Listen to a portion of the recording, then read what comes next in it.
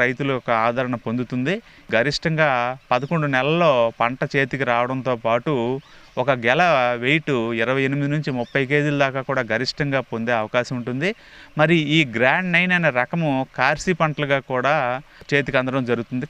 దాని తర్వాత పొట్టిపచ్చ అరటి రైతులు ఎక్కువగా సాగు చేస్తారు. ఇది వామన రకం, అంటే పొట్టిగా పెరుగుతుంది. మరి ఇది పనామా ఎండు తెగులను వాటిని తట్టుకోగలదు, కానీ నీటి ఎద్దడిని తట్టుకోలేదు. మార్కెట్ అనుకూలమైన రకాలని నిర్ధారణకు వచ్చాక మనం పిలక సేకరణ అనేది చేస్తాము. అయితే పిలక సేకరించినప్పుడు రైతులు మాత్రం చాలా జాగ్రత్తలు పాటించవలసి ఉంటుంది. ఎందుకంటే రకరకాల వైరస్లు ఈ పిలక సేకరణ సమయంలోనే సోకే అవకాశం ఉంది. కాబట్టి వైరస్ లేని తోటని పరిశీలించి అటువంటి తోటల్లో మాత్రమే ఈ పిలకల్ని సేకరించాలి. సూది పిలకలను మాత్రమే సేకరించాలి.